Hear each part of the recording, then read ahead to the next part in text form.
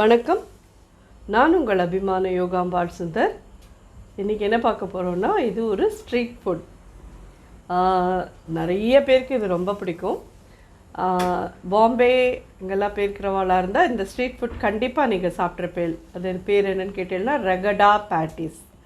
ரகடா அப்படிங்கிறது என்னன்னு கேட்டீங்கன்னா, இந்த மஞ்சள் பட்டாணி இல்லைன்னா வெள்ளை பட்டாணி எப்படி சொல்வேன், அதை வந்து ஒரு 8 hours நல்லா சோக் பண்ணிவிடுங்க. கொதிக்கிற வெந்நீரை விட்டு ஊற வச்சுடுங்க 8 hours.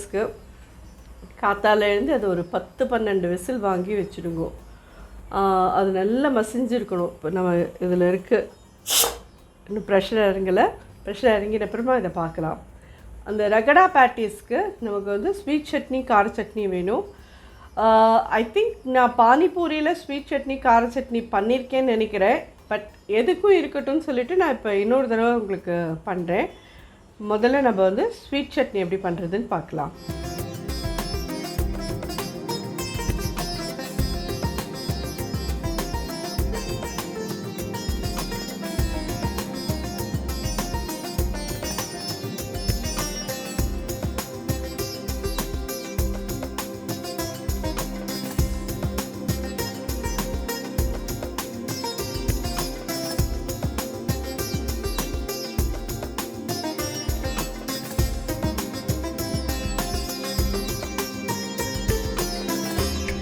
ஆனால் ஒரே லெவலில் இவ்வளோ பேரிச்சம்பழம் எடுத்துனேன், அதாவது ஒரு 50 grams பேரிச்சம்பழம் எடுத்துனேன்னா 50 grams புளி, இது ரெண்டையும் நல்லா கொதிக்கிற வெந்நீரில் ஊற வச்சுருக்கேன். ஒரு 1 hour ஊறின்னு இருக்குது.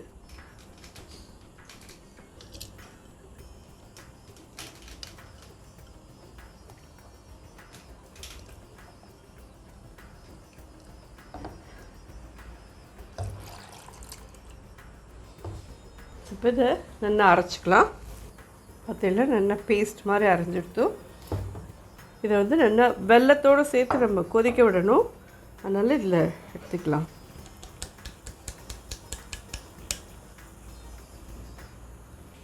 இதில் வந்து நம்ம எந்த அளவுக்கு புளியும் டேட்ஸ் எடுத்துனோமோ அதுலேருந்து 2 பங்கு வெல்லம் இதையும் இதில் ஆட் பண்ணுறேன்.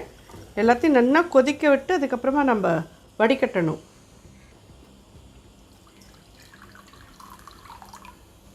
நல்லா ஒரு அரை கப்புக்கு 1 கப் கிட்டவே தண்ணி விட்டுருக்கேன். இதை கொதிக்க விடலாம். அதில் வெல்லம், இந்த டேட்ஸ், இந்த புளி எல்லாத்தையும் சேர்த்து அடுப்பில் வச்சுருக்கேன். கொஞ்ச நேரம் இது நல்லா கொதிக்கட்டும், கரையணும். இன்னும் வெல்லம்லாம் கரையவே இல்லை, இது கரையட்டும். அதுக்குள்ளே நம்ம வந்து கார சட்னி பண்ணி வந்துடலாம். உங்களுக்கு எவ்வளோ வேணுமோ அவ்வளோ காரம் போட்டுக்கோங்க. 2 பச்சை மிளகா நான் போட்டிருக்கேன். புதினா நல்லா க்ளீன் பண்ணிவிட்டு ஒரு ஹேண்ட்ஃபுல் புதினா போட்டுருங்க. கொத்தமல்லி அதே மாதிரி ஒரு ஹேண்ட்ஃபுல்.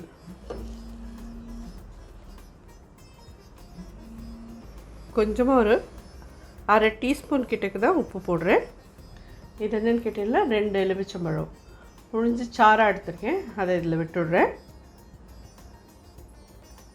1/4 டீஸ்பூன் சாட் மசாலா பொடி அது இதில் போடுறேன்.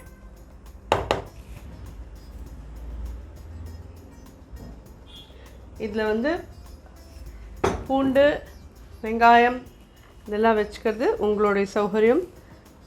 நான் இது யூஸ் பண்ண மாட்டேன், அதனால் பைண்டிங்க்கோசரம் ஒரே 1 ஸ்பூன் வெங்காயம் போடுறேன். பச்சையாக இதில் பூண்டு வச்சு அரைப்பா, உங்களுக்கு பிடிக்கும்னா அரைச்சிக்கோங்க. நம்மளோட க்ரீன் சட்னி ரெடியாக எடுத்து நல்லா ஃபைனாக அது மாதிரி பண்ணி வச்சுக்கோங்க. இது இருந்ததுன்னா நம்ம வந்து பேல்பூரி அண்ட் பானிபூரி, அதுக்கப்புறம் இந்த மாதிரி ரகடா பேட்டிஸ், நீங்கள் வேறு எதாவது சாட் பண்ணுறீங்கன்னா கூட இதை நீங்கள் பண்ணி நீங்கள் உள்ளே போட்டீங்கன்னா ஒரு 15-20 நாள் நல்லாயிருக்கும். இதெல்லாம் ஃப்ரிட்ஜில் வச்சுருந்து சாப்பிட்லாம். அதுக்கு மேல் நல்லா இருக்காது, ஒரு 15-20 days அதுக்கு வரைக்கும் நல்லாயிருக்கும் நிச்சயமாக. ஸோ இப்போது இது ரெடியானதும் பார்க்கலாம். இது நல்லா பாகு மாதிரி கொதிக்கிறது பற்றியில் இதில் வந்து அரை ஸ்பூன் 1/4 ஸ்பூன் கிட்ட தான் போட்டிருக்கேன், 1/4 ஸ்பூன் ஜீரக பவுடர் போட்டிருக்கேன். ஒரு 1/4 டீஸ்பூன் கரம் மசாலா பொடி, ஒரு 1/4 டீஸ்பூன் ரெட் சில்லி பவுடர்.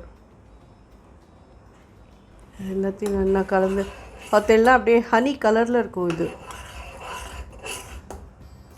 இந்த இதுவுமே நீங்கள் பண்ணி எடுத்து வச்சுருந்தீங்கன்னா ரொம்ப நாளைக்கு இருக்கும். ஒரு மாதம் 2 மாதம் கூட இது கெட்டு போகாது ஸ்வீட் சட்னி. ஸோ இந்த ஸ்டேஜில் நம்ம இதை வடிகட்டி எடுத்துக்கலாம்.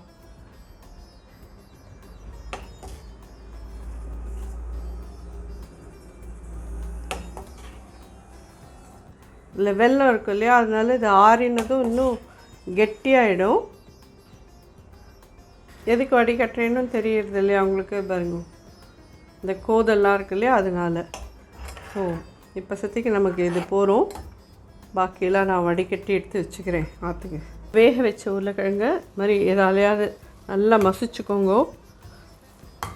எந்த கட்டியும் இல்லாத இருக்கணும், அப்போ தான் நல்லா வரும் அது. இதில் இது என்னன்னு கேட்டேன்னா ப்ரெட் க்ரம்ஸ். என்ன ஒரு 1 2 3 4 ஸ்பூன் போட்டிருக்கேன். கொஞ்சம் உப்பு தேவையான அளவு, கொஞ்சம் ஜீரா பொடி ஒரு 1/4 ஸ்பூன் போடுறேன். கரம் மசாலா பொடி ஒரு 1/2 ஸ்பூன் போடுறேன். காரப்பொடி எல்லாம் உங்கள் சௌகரியம், ஒரு 1/2 ஸ்பூன் போட்டிருக்கேன் நான். ஸோ இது எல்லாத்தையும் இழுத்து இப்போது பிசைஞ்சிடலாம். நம்மனா மஞ்சப்பொடியும் ஒரு 1/4 டீஸ்பூன் போட்டுக்கோங்க. ஜிஞ்சர் கார்லிக் வேணுங்கிறவா ஜிஞ்சர் கார்லிக் ஆட் பண்ணிக்கோங்க. ஏன்னா நம்ம ரகடாவில் வேறு பண்ணி இதில் வேறு இருந்ததுன்னா ரொம்ப ஜாஸ்தியாக இருக்குன்றதுனால எனக்கு பிடிக்காதுன்றதுனால நான் அதை ஆட் பண்ணல. இதை நல்லா பிசைஞ்சிட்டு இந்த மாதிரி நம்ம கட்லெட்க்கு இது பண்ணிப்போம் பார்த்துருக்கேளா, அந்த மாதிரி ஃப்ளாட் பண்ணி எடுத்து வச்சுக்கோங்க.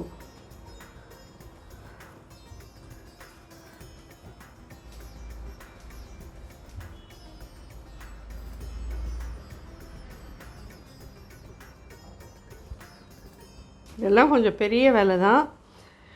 ஆனால் நீங்கள் வந்து கொஞ்சம் முன்னாடியே எல்லாத்தையும் பண்ணி வச்சுட்டேன்னா அது ஈஸியாக ஆகிடும். அது என்னன்னு கேட்டேன்னா உருளைக்கிழங்கை முன்னாடியே வேக வச்சு எடுத்து வச்சுக்கலாம் முத நாளைக்கே. இதெல்லாம் யாராவது கெஸ்ட் வரா அப்படி சொன்னாலோ, இல்லைன்னா ஈவினிங் ஒரு சண்டே ஈவினிங் ஒரு நல்ல டிஃபன் சாப்பிட்லாம் அப்படின்னு தோணினாலோ இதெல்லாம் பண்ணலாம். அப்போ வந்து முத நாளே நீங்கள் இந்த மாதிரி பொட்டேட்டோவை இது பண்ணி எடுத்து வச்சுட்டேன்னா நல்லாயிருக்கும். அதே மாதிரி ரகடாவையும் முன்னாடியே காத்தாலேயே வேக வச்சு எடுத்து வச்சுட்டேன்னாலும் அதை ஈஸியாக பண்ணிடலாம். சட்னிலாம் நீங்கள் 2 நாள் முன்னாடியே பண்ணி வச்சுக்கலாம். இது பண்ண போகிறேன்னு நீங்கள் பிளான் பண்ணீங்கன்னா சட்னிலாம் முன்னாடியே பண்ணி வச்சுடலாம், ரெடி ஆகிடுது. ஸோ இப்போ இதை முடிச்சுடலாம். இதுக்கப்புறம் ரகடா முடிச்சுட்டு இந்த பேட்டிஸ் இது பண்ணிக்கலாம். நம்ம நெக்ஸ்ட் இந்த ரகடா பார்க்கலாம். டோட்டலாக மசிஞ்சிருக்கு, நீங்கள் பார்த்தெல்லாம். இதை வந்து ஒரு தடவை இதால் மசிச்சு விட்டுக்கோங்க. இப்போ ரகடா பண்ண ஆரம்பிக்கலாம். இதில் வந்து நீங்கள் சால்ட் போட்டு வேக வச்சுருக்கலான்னு கேட்பேன். நான் சால்ட்டு போடலை. நான் வந்து இப்போது அடுப்பில் இப்போ போட்டு கொதிக்க விடுவோம் இல்லையா, அதில் தான் சால்ட் போடுவேன். ஒரு 4 ஸ்பூன் எண்ணெய் விட்டுருக்கேன். ஒரு 1/2 ஸ்பூன் ஜிஞ்சர் கார்லிக் பேஸ்ட் போடுறேன். இது ஒரு பெரிய வெங்காயம் பொடியாக நறுக்கினது.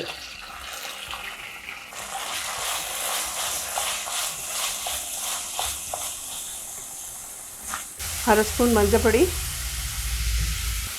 தனியா பொடி 2 டீஸ்பூன், 1/2 ஸ்பூன் காரப்பொடி, 1/2 ஸ்பூன் ஜீரகப்பொடி,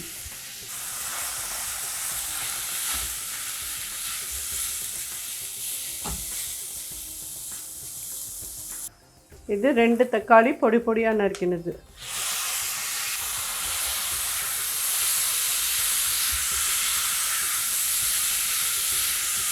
இந்த வேக வச்ச பட்டாணியை இப்போ இதில் ஆட் பண்ணிடலாம்.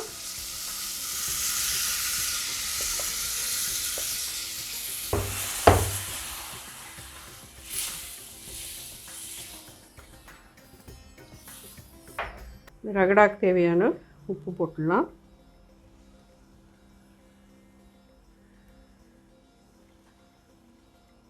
கரம் மசாலா பொடி ஒரு 1/2 ஸ்பூன். இது நல்லா கொதிக்கட்டும், நம்ம அப்புறம் பார்க்கலாம். மூடி வச்சுடுறேன். பார்த்தீங்கன்னா ரகடா நல்லா ஒரு 10 நிமிஷமாக கொதிச்சுன்னு இருக்கு. நல்லா ரெடி ஆகிடுது.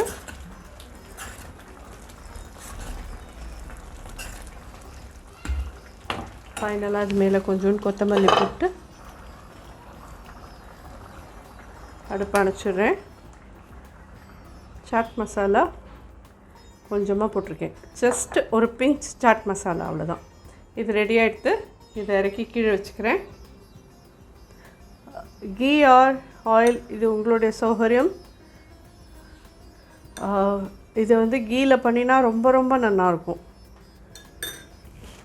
இப்போ பண்ணி வச்சுருக்கேன் இந்த பேட்டிஸை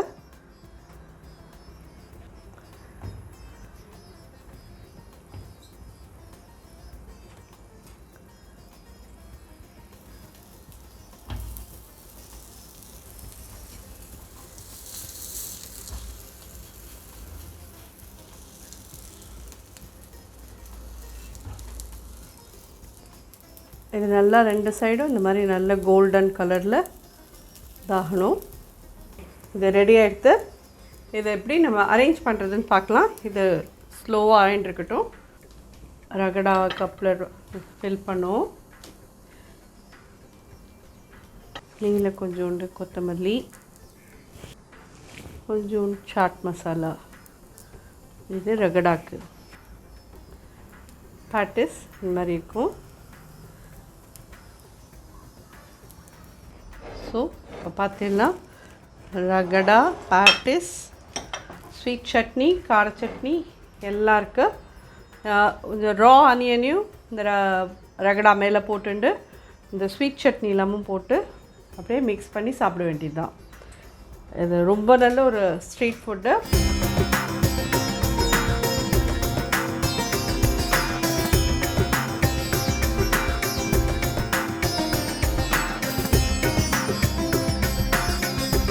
கண்டிப்பாக பண்ணி பார்த்துட்டு சாப்பிட்டு பார்த்துட்டு எப்படி இருந்ததுன்னு எனக்கு ஃபீட்பேக் சொல்லுங்க.